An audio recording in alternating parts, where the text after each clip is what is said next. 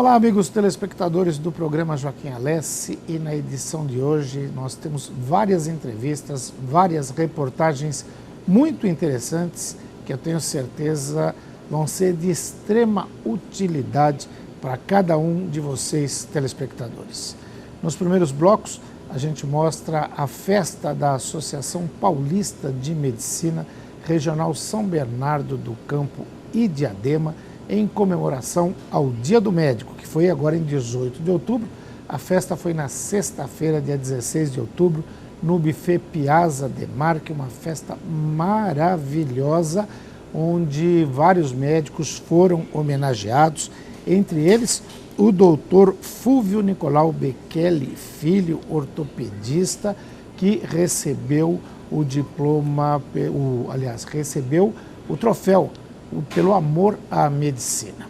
Ele foi homenageado pela APM e, ao mesmo tempo, ele representou o presidente da Associação Paulista de Medicina, Dr. Marcelo Ferraz, neurocirurgião, que se encontrava participando de um congresso nos Estados Unidos e não pôde, desta feita, participar desta importantíssima homenagem.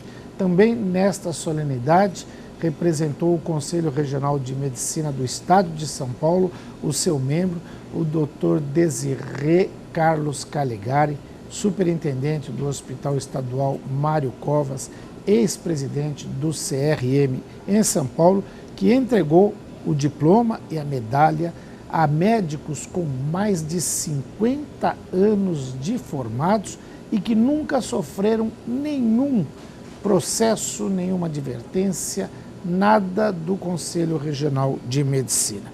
Os médicos homenageados foram o Dr. José Ovídio Indiani, o Dr. Carlo Milani e o Dr. Ari Almeida. O Dr. Carlo Milani falou em nome dos homenageados. Depois desta solenidade, do coquetel de abertura, houve um jantar com um show de música, uma banda e, para finalizar, um médico junto com sua equipe, aliás, 4 amigos que tocam os Beatles, né, com o médico e mais 3, claro, os 4 há mais de 30 anos interpretam Beatles e eles deram o show de encerramento nessa festa da APM São Bernardo do Campo e Diadema. Vale a pena conferir esses blocos de entrevistas.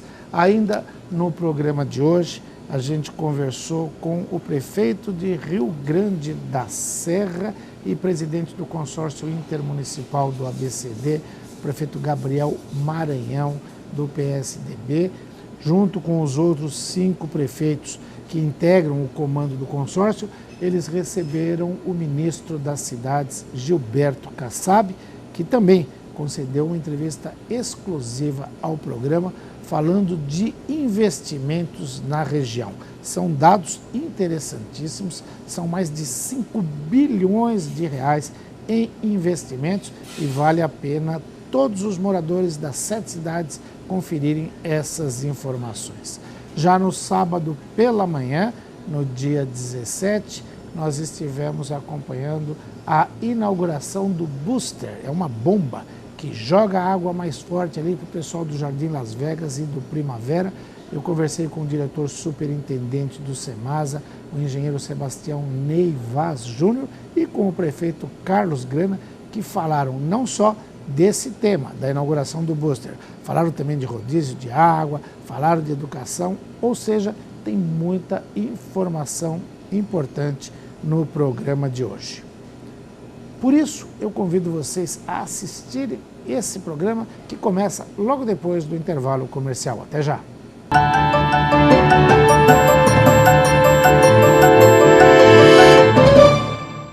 Revista começa com R. Regionalidade também. Não erre. Leia ABCD Real, a realidade da região. Há mais de 7 anos nos principais pontos de leitura do ABCD. ABCD Real.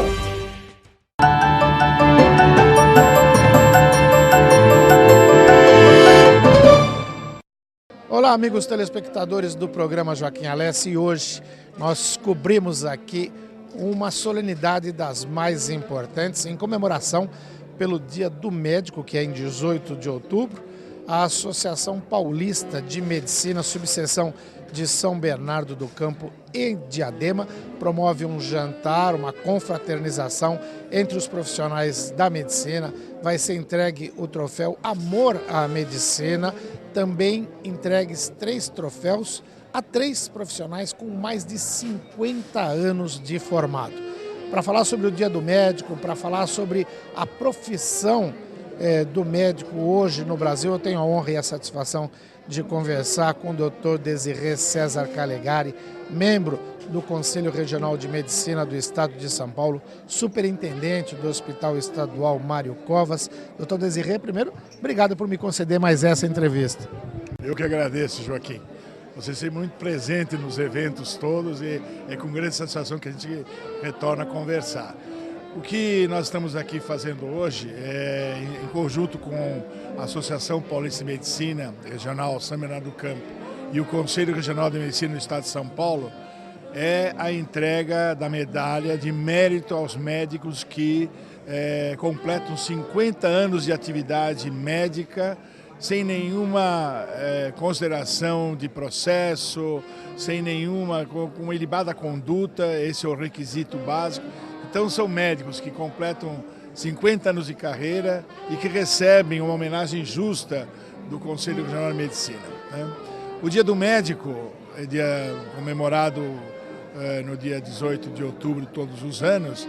Ele tem o condão de passar para a sociedade uma profissão como a da medicina, que, lógico, reputamos como uma profissão bastante nobre e, acima de tudo, a gente quer também passar para a sociedade que a gente homenageia esses valorosos médicos, como hoje aqui vamos ter 3 médicos homenageados, e que tem essa participação aqui na sociedade do ABC de uma forma muito marcante. Os 3 médicos que vão ser homenageados hoje são pessoas que exerceram suas atividades aqui na região e têm o reconhecimento não só do Conselho, da própria Associação Paulista de Medicina, e como também da sociedade local, né? Então penso que a gente nada mais, nada menos está fazendo um reconhecimento, né, oficial do órgão de classe para com esses médicos que nesses anos todos trabalharam em função da medicina. O senhor, como membro do CRM, eu até perguntaria, o senhor está muito longe de completar 50 anos de formado, está muito novo ainda, mas já tem quase 4 décadas de atuação, uma atuação brilhante, reconhecida. Já foi presidente do Conselho Regional de Medicina, eu lembro disso, a gente já fez entrevistas naquela época, tem uma atuação muito destacada nesse órgão que é importantíssimo, não só para os médicos, mas para a população também, porque cabe a ele fiscalizar e controlar essa ação. E eu lembro de ter feito algumas entrevistas com médicos aqui na Associação Paulista de Medicina mesmo, e eles falando da judicialização da medicina. Tornou-se, às vezes, até uma prática corriqueira se processar médicos, às vezes até por uma orientação mal dada. O senhor entende que hoje é mais complicado exercer a função de médico? Quando o senhor fala desses 3 médicos que serão homenageados, a gente vai mostrar aqui hoje, 50 anos sem nenhuma repreensão, sem nenhum processo. Hoje está mais difícil para o médico ter esse tipo de essa ficha limpa? Podemos chamar até de ficha limpa, mas a verdade é que a sociedade mudou muito nesses anos todos.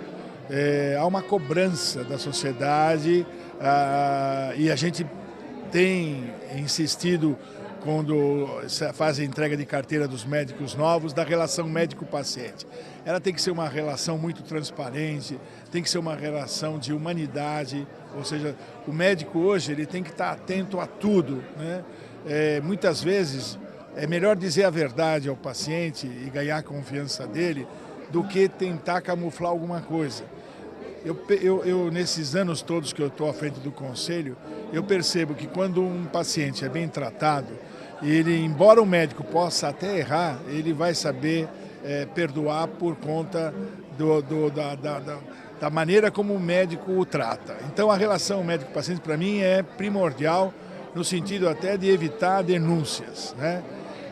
Mas como eu disse, a sociedade evoluiu muito e hoje o denuncismo, que a gente chama, é muito comum, até porque nós estamos num país cheio de advogados que precisam trabalhar e muitas vezes nós tínhamos antigamente o advogado de porta de delegacia, hoje nós temos de porta de hospital. Muitas vezes alguém sai chorando do hospital, o advogado vai inquirir o que se trata e aí começa uma judicialização da coisa, né? Eu penso que o médico hoje, ele precisa estar atento a tudo que eu disse e fazendo desta forma, fazendo uma relação digna com o paciente, dificilmente ele vai ter contas a acertar com o conselho ou com questões judiciais. Então é o que a gente insiste e na faculdade onde a gente dá aula, nós já começamos a implantar essa questão da ética e da atuação no trabalho médico desde do primeiro ano até o último ano. Ou seja, o médico ele tem que estar voltado à humanização, à prática do bons princípios, que antes de tudo o médico tem que ser um indivíduo que vá fazer uma boa prática, mas ele tem que ter essa parte do relacionamento muito, mas muito à flor da pele, para que ele possa não ter nenhum tipo de problema. E a gente sabe que hoje a dificuldade é muito grande. O médico trabalha muito pela baixa remuneração hoje no mercado, ele é obrigado a dobrar suas cargas horárias, ele acaba não tendo o devido cuidado e acaba muitas vezes, evidentemente, sendo denunciado. Então, o que a gente faz hoje é fazer um trabalho profilático através do conselho, das APMs, dos sindicatos. A gente quer incutir no jovem médico esse tipo de trabalho, que é um trabalho voltado para o humanismo, para o acolhimento do paciente, que isso evita exatamente essas contradições que a gente observa hoje com tanta frequência. Só para a gente encerrar com todas essas observações, neste 18 de outubro, o médico tem o que comemorar? Eu acho que o médico tem muito o que comemorar, porque aquele que fez a medicina como um sacerdócio, esse médico ele tem muito a comemorar, porque ele pode, né, dentro daquilo que é possível hoje, com a falta de financiamento que nós temos no serviço público, com as dificuldades todas de falta de estrutura, de materiais, e a gente procura fazer o melhor. Não consegue fazer o melhor por tudo que eu disse, pela falta de tudo que eu disse, mas o médico ele acha que... Eu falo por mim, eu falo por 3 filhos que eu tenho que são médicos, ele tem que ter a alma de médico, ele tem que ter o coração aberto, porque ele faz aquilo que gosta. Eu fiz aí durante meus 40 anos, hoje enveredado mais para gestão da saúde, mas eu fiz durante 40 anos, sou anestesista, e, aliás, hoje se comemora o Dia Internacional do Anestesiologista, no dia 16, e eu tive na anestesiologia um momento de grandeza nesses 40 anos, onde eu pude fazer uma medicina com muito amor e certamente dei minha parcela, assim como outros da minha época também deram. Então tem que comemorar sim. O médico, embora com as dificuldades que tem, nós temos que comemorar, porque eu acho que é uma profissão que nos dá assim um reconhecimento muito grande. Doutor Desirê, parabéns pelo Dia do Médico. Até uma próxima entrevista. Obrigado, viu, Lécio? Tudo de bom para você. Doutor Desirê César Calegari, do Conselho Regional de Medicina do Estado de São Paulo, também superintendente do Hospital Estadual Mário Covas, em Santo André, conversou com você, amigo telespectador.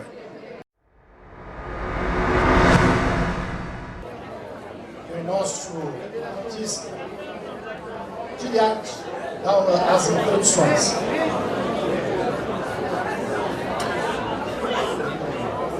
Olha, eu confesso que, ao ser convidado pela Associação Paulista de Medicina de São Bernardo do Campo e de Diadema para comandar a cerimônia em homenagem ao Dia dos Médicos, eu fiquei bastante feliz e com muita responsabilidade. Afinal de contas, falar para profissionais que são essenciais para a nossa vida realmente exige bastante responsabilidade. E eu fiquei imaginando como eu iniciaria esta cerimônia. E lembrei de um livro que eu li há algum tempo, chamado Feliz 1958, o ano que não devia terminar.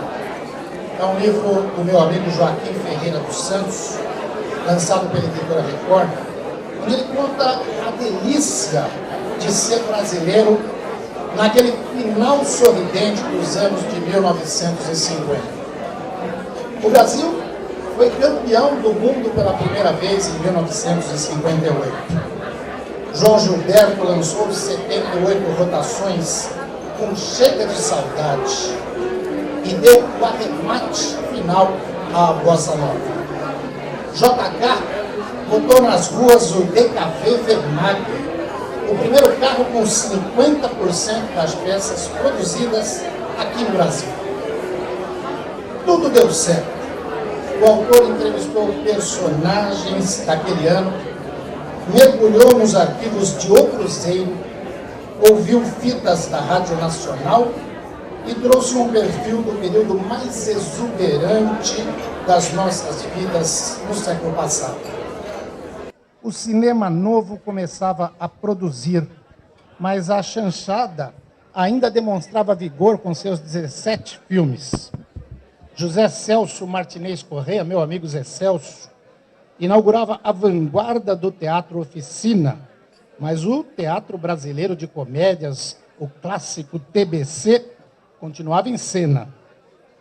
O Brasil embicava para a modernidade.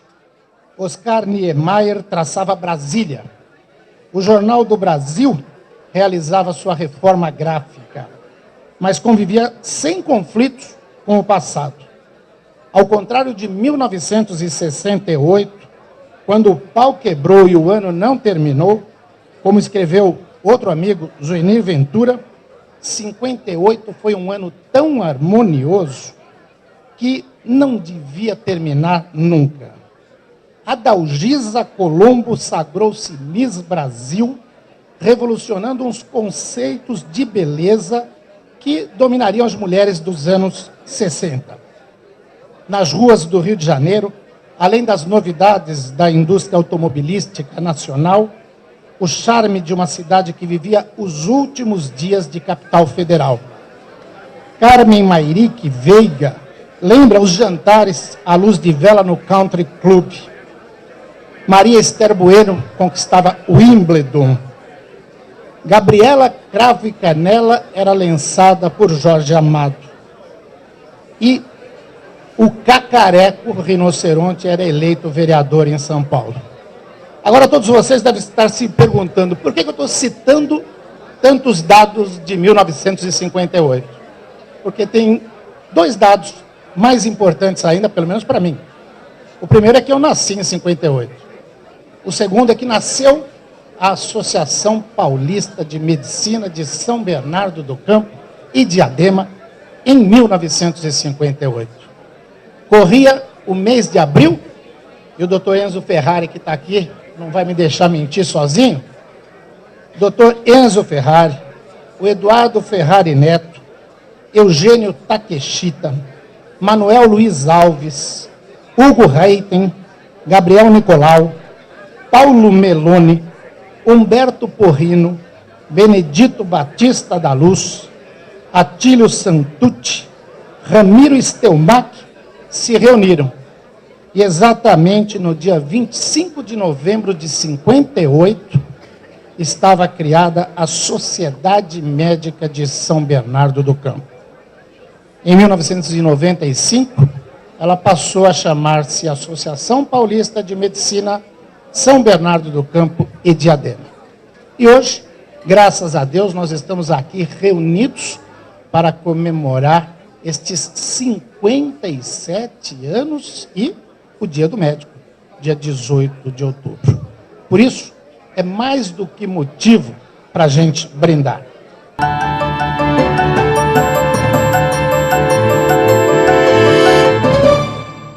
Revista começa com R. Regionalidade também. Não erre. Leia ABCD Real, a realidade da região. Há mais de 7 anos nos principais pontos de leitura do ABCD. ABCD Real.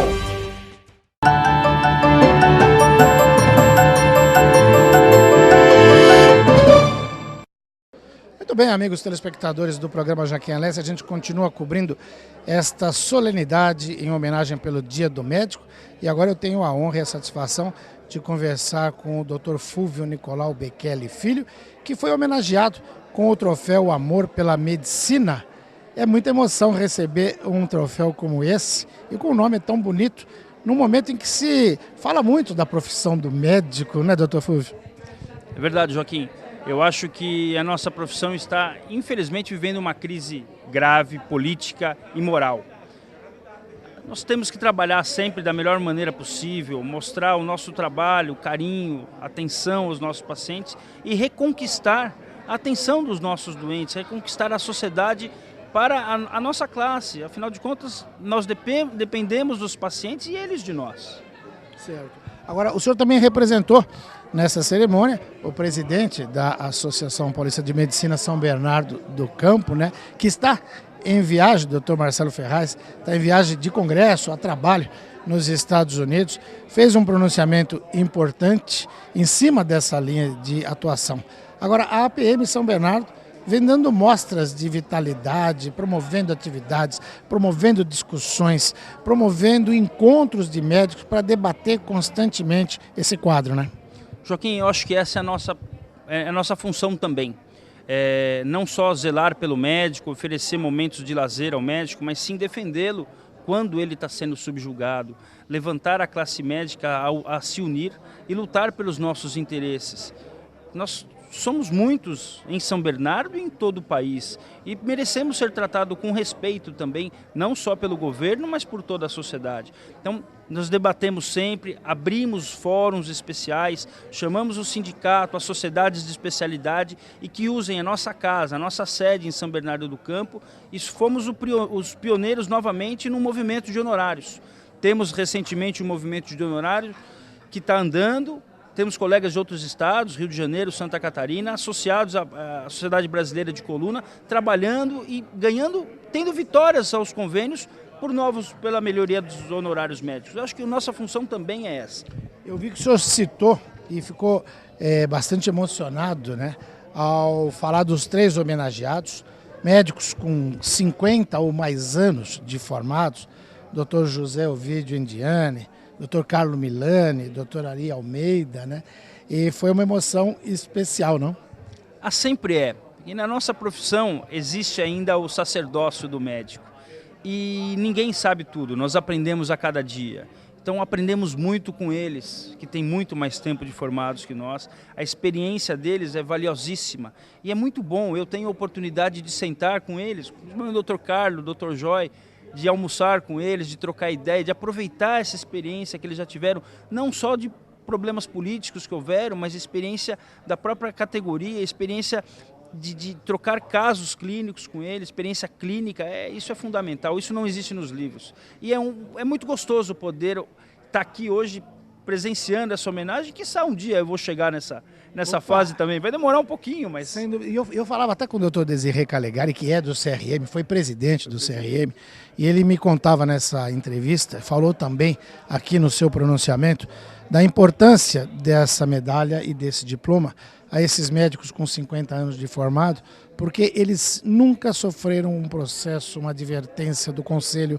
E a gente vive um momento, eu tenho feito coberturas e entrevistas aqui na APM, de judicialização da medicina, onde às vezes, por má fé, às vezes por desinformação, as pessoas processam o médico de forma errônea. Às vezes pode até acontecer um caso em que tenha necessidade, mas há uma judicialização que também prejudica muito o trabalho médico. E a gente tem 3 exemplos de profissionais com meio século de atividades sem nenhum processo no CRM.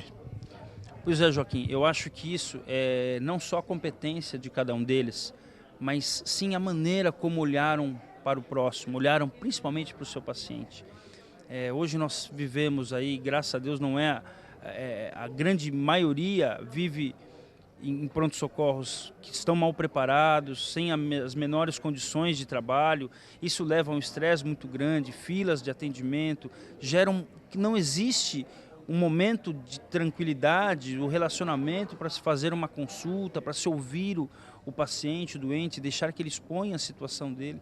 Eu tive a oportunidade de crescer vendo alguns deles e como paciente, e depois como médico, como residente, como assistente, e nós crescemos verificando uma coisa diferente do que é praticada hoje.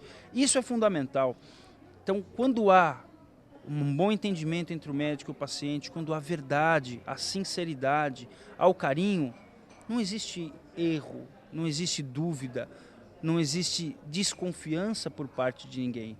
Na realidade, o médico e o paciente é um contrato de risco, 50% de cada um. Eu acredito que estou fazendo o melhor e ele acredita que eu quero o melhor dele. E assim nós caminhamos juntos. E infelizmente, em algumas vezes, isso não acontece. Doutor Fulvio, mais uma vez, parabéns pelo diploma, pelo troféu de amor à medicina, e conte sempre com o programa para divulgar as suas atividades profissionais e as atividades da PM. Eu agradeço mais uma vez, estou à disposição, sempre que for necessário e for possível, estaremos juntos. Muito obrigado. Dr. Fulvio Nicolau Bekele Filho, que recebeu o troféu, o amor pela medicina da Associação Paulista de Medicina de São Bernardo do Campo e Diadema, conversou com você, amigo telespectador.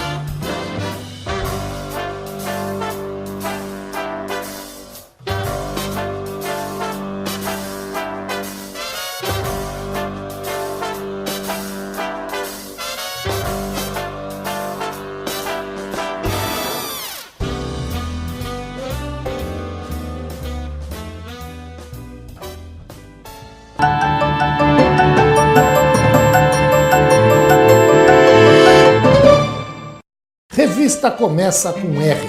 Regionalidade também. Não erre. Leia ABCD Real, a realidade da região. Há mais de 7 anos nos principais pontos de leitura do ABCD. ABCD Real.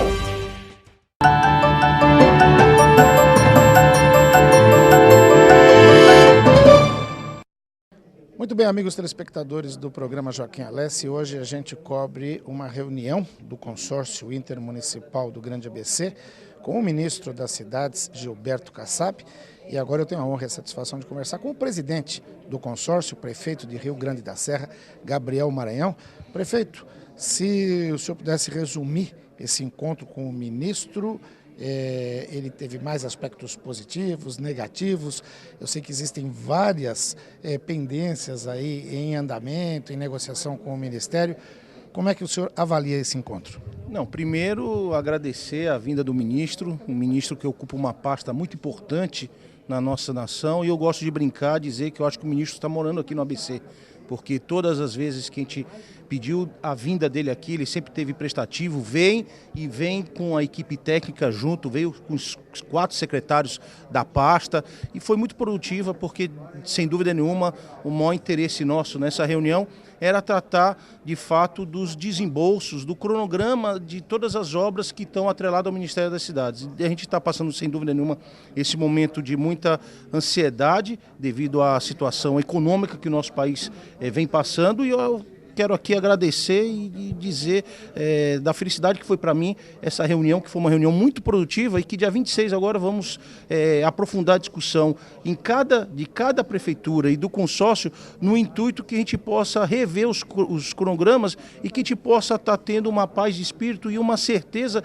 que todas essas obras que estão em andamento, que vão se iniciar, elas possam ter aí um cronograma pré-estabelecido e que a gente possa de fato honrar. Eu gosto de brincar, dizer que pior do que a falta de uma obra é uma obra paralisada. Então eu fico muito feliz, quero aqui agradecer ao ministro mais uma vez que de prontidão veio junto com toda a equipe técnica deles aqui. E dia 26 vão pegar, como eu disse anteriormente, cada prefeitura, cada caso na área de saneamento, na área de encostas, na área de mobilidade e na área de habitação, para que a gente possa aprofundar e ter aí, eu digo, uma tranquilidade de saber que as obras não vão estar sendo paralisadas. Eu fico feliz até que o ministro anunciou agora que as obras que não se iniciou ainda foi prorrogado o prazo, ou seja, os contratos não foram perdidos. Então foi muito oportuna a vinda dele aqui para que a gente possa fazer esse planejamento do final desse ano. Ótimo. Essa reunião do dia 26 é na sede do Ministério em São Paulo, na Avenida Paulista, é isso? É no Banco do Brasil, lá onde que fica lá o gabinete da presidência,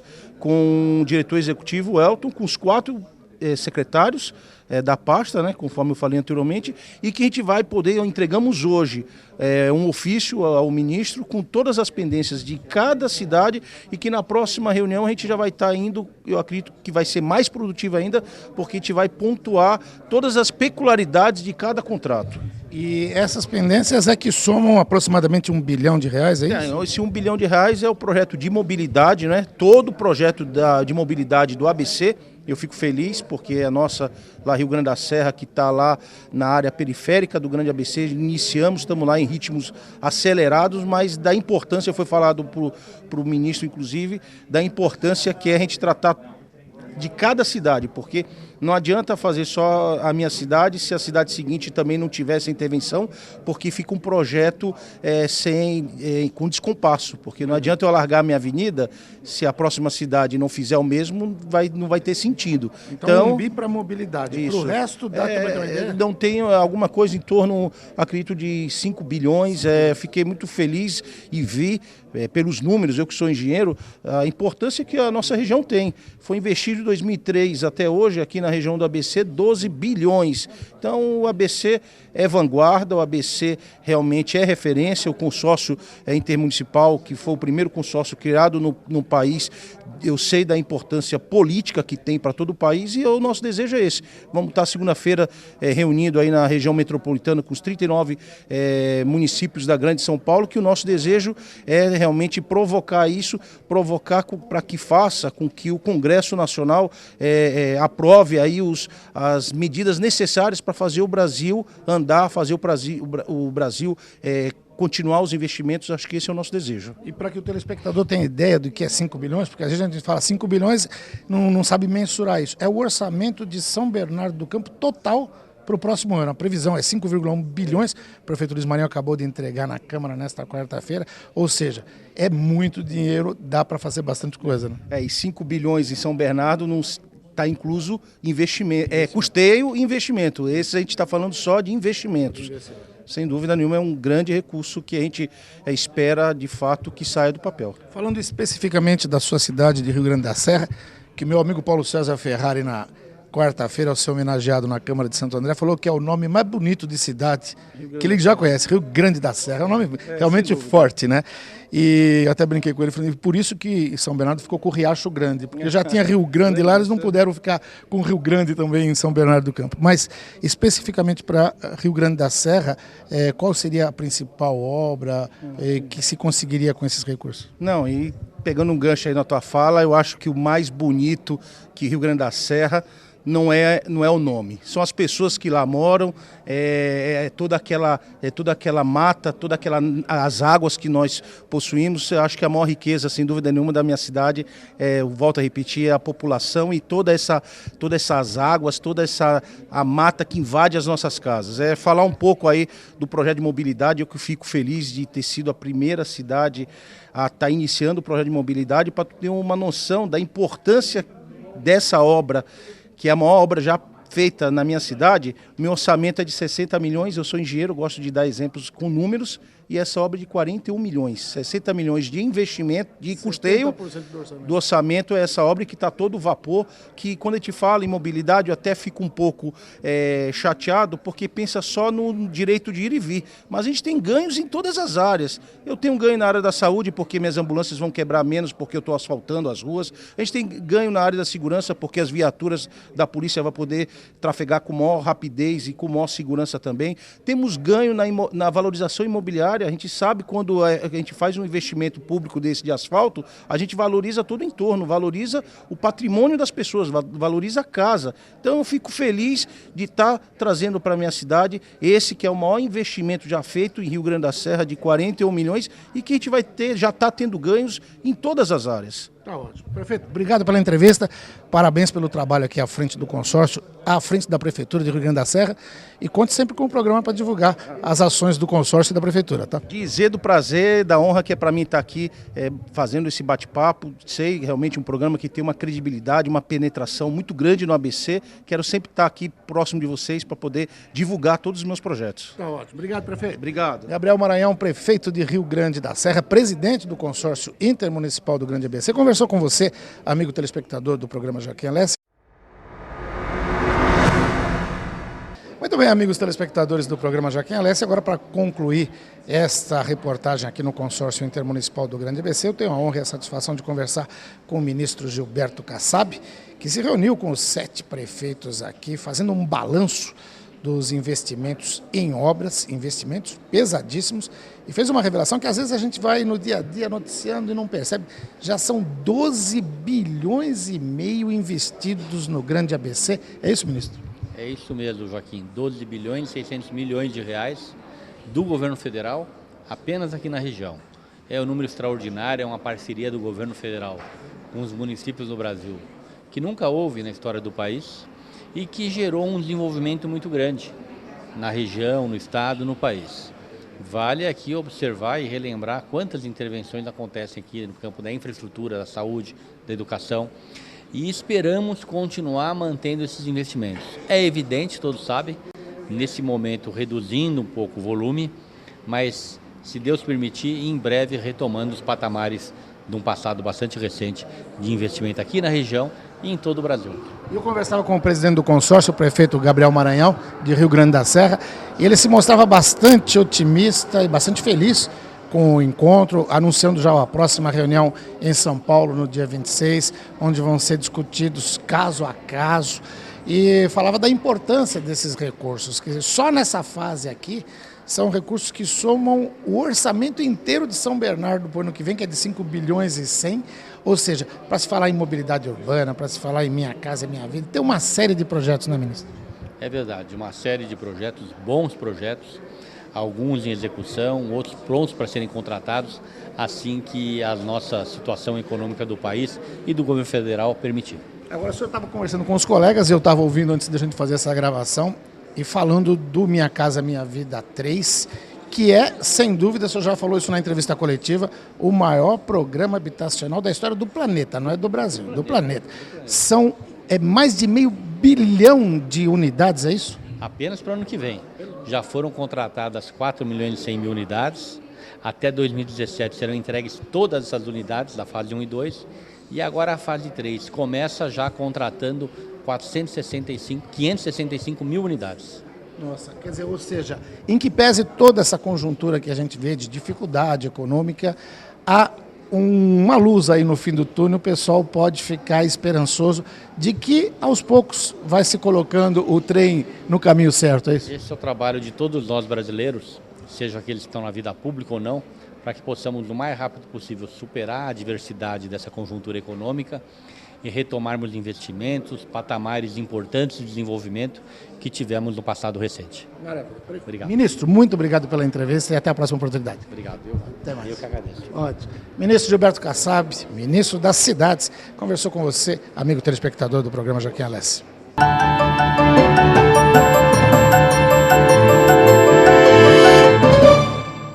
Revista começa com R. Regionalidade também. Não erre. Leia ABCD Real, a realidade da região. Há mais de 7 anos nos principais pontos de leitura do ABCD. ABCD Real.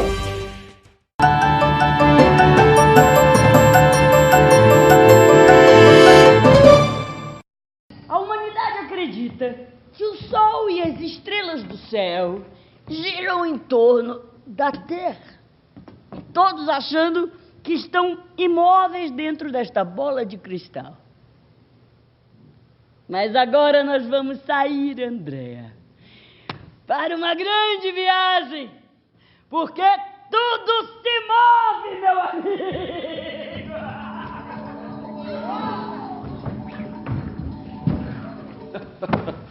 Muito bem, amigos telespectadores do programa Joaquim Alessi, hoje eu tenho uma emoção inenarrável. Assisti ao ensaio geral de Galileu Galilei de Brest com uma trupe de fazer inveja para qualquer time do teatro internacional. E agora tem do meu lado aqui essa fera, Ari França. Opa. Eu tive a oportunidade de ler essa peça há mais de 30 anos, quando li as obras completas de Brecht.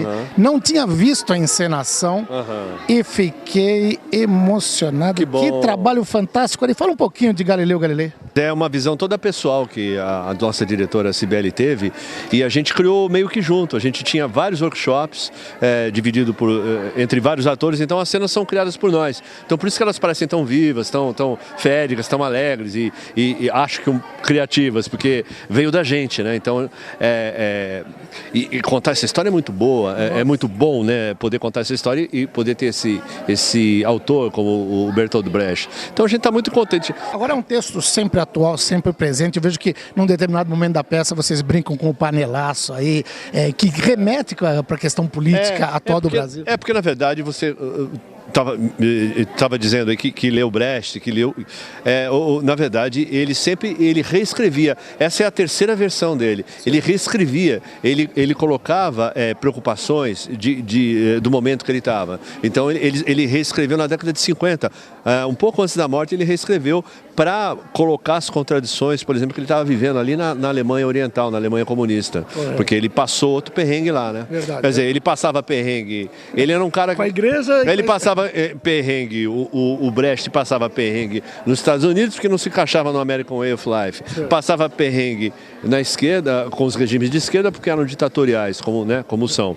Mas ao mesmo tempo ele era um comunista, mas ele sofria com essas contradições, né? Então, isso está exposto também na peça, né? As contradições que nós vivemos nessa época, como fazer para resolver, né? Hoje nós estamos cheios de contradição na nossa época, no nosso país, né? É verdade. E vocês reescreveram muito da peça também. Ela tem 2 momentos fantásticos, que eu vejo, são sambas enredo, maravilhosos, o Carnaval do Povo, aquela coisa. O Theo e o Lincoln compuseram várias músicas, então nós temos várias músicas, é quase um musical, é um semi-musical que nós temos aqui, que são compostos especialmente para a gente cantar. E eu faço questão de divulgar isso, porque quando eu vejo um trabalho de vocês, eu sei da dificuldade que é levar um espetáculo desse à frente, e até parafraseando uma frase fundamental do Brecht na peça, quando ele diz que infeliz o país que tem necessidade de heróis, eu digo feliz o teatro que tem heróis. Nossa, que bom, que bom. E feliz os heróis que tem esse herói aqui. Opa,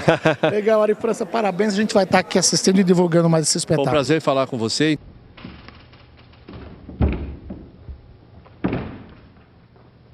Não. Infeliz a terra que precisa de heróis.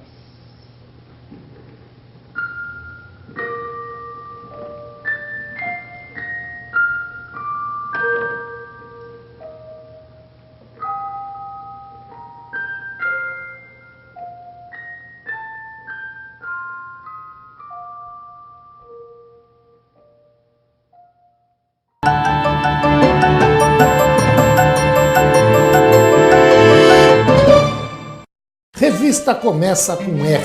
Regionalidade também. Não erre. Leia ABCD Real, a realidade da região. Há mais de 7 anos nos principais pontos de leitura do ABCD. ABCD Real.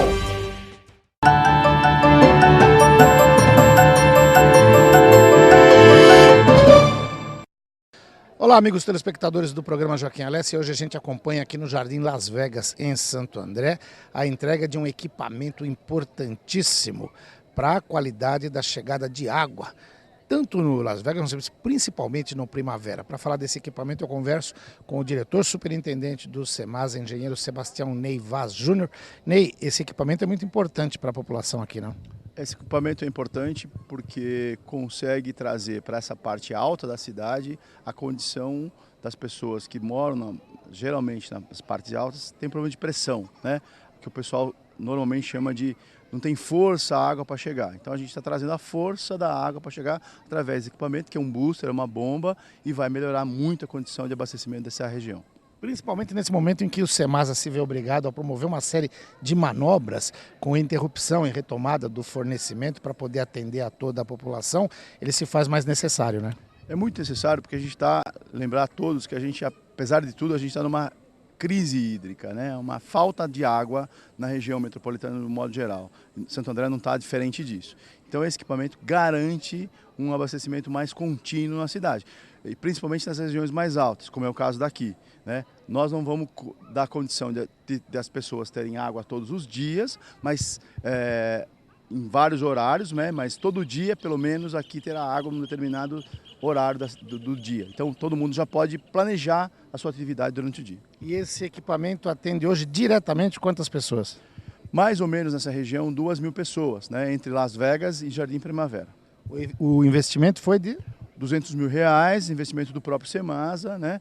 Que o SEMASA reinveste na infraestrutura para poder dar conta do abastecimento da cidade como um todo. Ótimo. Ney, você tem falado em vários pronunciamentos aí sobre a necessidade de implantação do rodízio. Ele vai ter que ser implantado mesmo? Já tem um prazo? Como é que está isso? Bom, o rodízio é uma condição necessária para que a gente possa dar condição que todos na cidade tenham água, né? Todos os bairros, né? Hoje a gente está evitando. Por que a gente está evitando o rodízio? Porque tem condições de manobra, de operação muito difícil, tem risco de contaminação da rede. Então a gente fica evitando. Então, enquanto a temperatura nos garantir uma condição boa para economizar e para segurar o rodízio, a gente está segurando. Vai chegar um determinado momento que a gente não vai poder fazer isso. Por quê? Porque a água vem lá dos sistemas Rio Claro e Rio Grande, os sistemas estão baixos, a Sabesp manda água para a gente e a gente tem que abastecer. Como essa vazão diminuiu, né, algum momento a gente vai ter que fazer o rodízio. Por enquanto, nós estamos segurando o rodízio. Ótimo. Você falou em Sabesp, a gente vê várias notícias da relação da Sabesp com o SEMASA, aquela questão do valor da água, o SEMASA tem uma interpretação, a Sabesp tem outra. Como é que está essa relação nesse momento? Bom, primeiro, mais uma vez, a relação Sabesp-SEMASA não tem nada a ver com essa questão da falta de água. A falta de água é generalizada por toda a região metropolitana. A relação do SEMASA com a Sabesp, nós estamos tentando resolver, e agora, claro, no campo judicial, porque é uma briga antiga, mas também agora a gente está tomando decisões importantes de se aproximar com a Sabesp e fazer algumas negociações sobre isso. Então está indo bem, né? A Sabesp está aberta para discussão, nós também estamos abertos para discussões, mas volto a frisar, nada a ver com a questão da falta d'água. Maravilha, a gente vai acompanhar aqui a solenidade. Obrigado pela entrevista e até uma próxima. Eu que agradeço, Joaquim. Tá ótimo. Sebastião Ney Vaz Júnior, engenheiro superintendente do SEMASA de Santo André, conversou com você. Muito bem, amigos telespectadores, depois de conversar com Sebastião Ney Vaz Júnior, agora eu converso com o prefeito de Santo André, Carlos Grana, que veio entregar esse importantíssimo equipamento para a população do Las Vegas, do Primavera, que vai beneficiar mais de 2.500 pessoas, né, prefeito? Exatamente, Joaquim. Esse sábado pela manhã e felicidade, né? Uma luta, muitos anos essa população vem sofrendo por conta da falta de pressão adequada, né? Então a falta de água aqui, já estamos vivendo uma crise hídrica, né? Imagine para essa população que não tinha e que agora pode contar com equipamento que ela impulsiona, né, a água e consegue abastecer todas essas residências aqui no Jardim Primavera e também atende o bairro do Las Vegas. É verdade, e para que o nosso telespectador tenha uma noção, a gente vê a imagem no fundo, a altura que a gente está aqui. E daqui ele vai jogar mais para cima ainda. Agora, o senhor voltou a falar nesse pronunciamento, eu lembro de uma festa do Semasa, que o senhor falou, o Semasa é do povo de Santo André, e voltou a reafirmar isso. Tem algum risco de o povo de Santo André ficar sem o Semasa? O povo tem que ficar atento para não perder que eu reputo como a mais importante empresa de saneamento ambiental, não é da região não, do Brasil. Não, você tem toda a razão, o Semasa é uma grande referência a nível nacional, a nível internacional. Ela é muito mais que uma empresa que cuida de distribuir água, né? Ela tem aspectos do cuidado com o meio ambiente, com a questão de todos os aspectos que envolva o desenvolvimento sustentável na cidade. Então, portanto, nós não podemos, em hipótese alguma, pensar em abrir mão do Semasa, como alguns outros municípios acabaram praticamente entregando as suas empresas públicas municipais à Sabesp. Nós temos uma discussão jurídica que a população tem que ficar atenta, sim, né, que é a respeito de dívidas passadas que a Sabesp alega que o Semasa tem.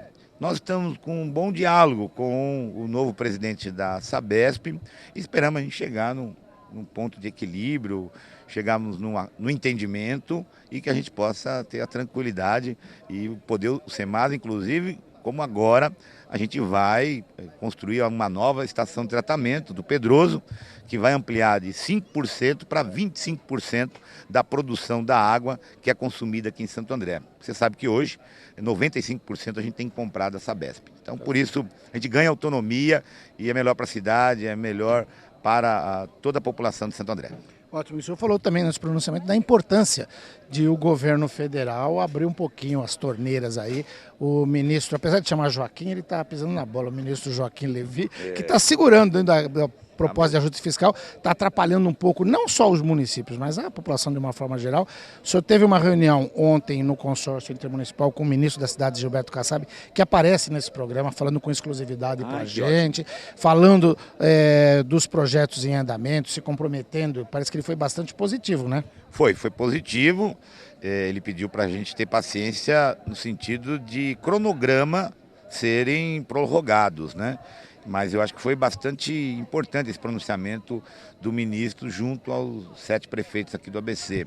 E da nossa parte, a prioridade, inclusive, Joaquim, é justamente a estação de tratamento de água, né? São 75 milhões, hein? 75 milhões e mais 9 milhões que o Semasa já investiu nesse projeto, adquirindo o terreno, fazendo toda a infraestrutura necessária, mas para que a gente desenvolva efetivamente a estação, é preciso que esses recursos sejam disponibilizados e eu, nos próximos dias, espero estar em Brasília para tratar desse assunto. Tem que pressionar o Levy. Tem que pressionar o Levy.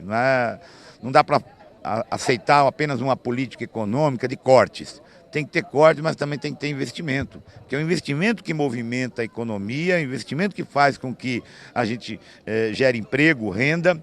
Então não dá para ter apenas uma cartilha de corte. Por isso que a gente vai fazer barulho, vamos se movimentar.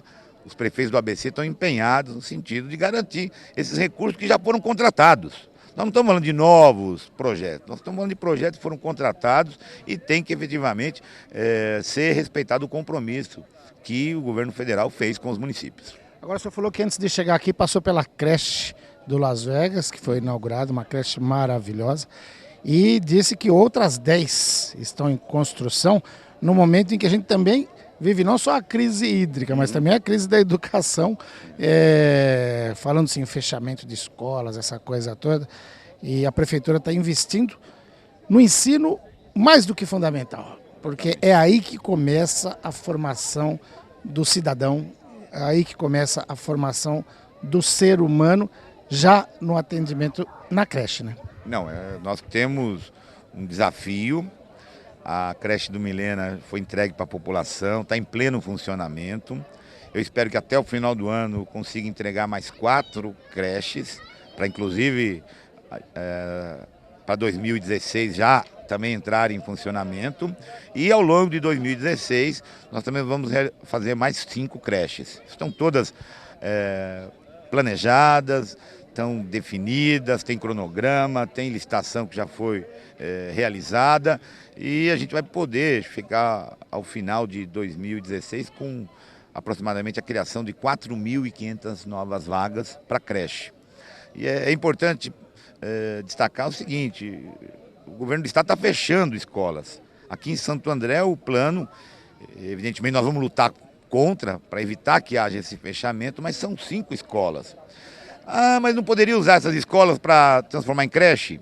Não é adequada, porque a creche ela precisa de um cuidado, né, das crianças, ela tem que ser construída para atender a infância. A creche é criança de 0 a 5 anos. Então não dá simplesmente para transformar as escolas estaduais, que tem uma outra finalidade, atende um outro perfil, atende mais jovens, né, adolescentes, então não atende. Então, enquanto o governador quer fechar a escola, a gente está abrindo creche aqui em Santo André. Não dá para pegar um prédio como o do Américo Brasiliense, do Celso Gama e transformar em creche, não tem como, né? Não tem como, porque ela foi planejada e ela tem um funcionamento para atender uma faixa etária, né, que são alunos já para o ensino médio, e aí nós estamos falando de creche, crianças, bebês, né? Então, por isso que nós estamos trazendo e, graças a Deus, está indo muito bem. Ótimo. Prefeito, obrigado pela entrevista. Você me disse antes de chegar, agora, assim que chegou aqui, que tinha conversado com quem? Com o Granado, nosso secretário de Finanças, né? Ontem não foi possível, mas hoje pela manhã a gente conseguiu conversar um pouco. Opa, tá joia. Um abraço para o nosso amigo Antônio Carlos Granado, um amigo de mais de 30 anos. Obrigado, prefeito. Até a próxima entrevista. Obrigado, Joaquim, a você e a todos que te acompanham. Ótimo. O prefeito Carlos Grana de Santo André conversou com você.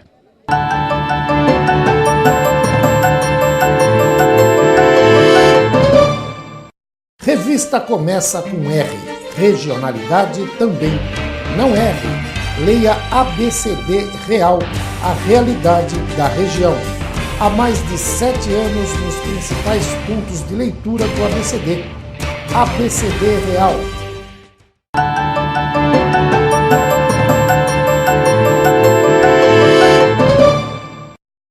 Muito bem, amigos telespectadores do programa Joaquim Alessi, eu tenho certeza que vocês aproveitaram muito das informações que a gente trouxe nos vários blocos de entrevistas e de reportagens do programa de hoje. Por isso, eu conto com a sua audiência no próximo programa. Até lá!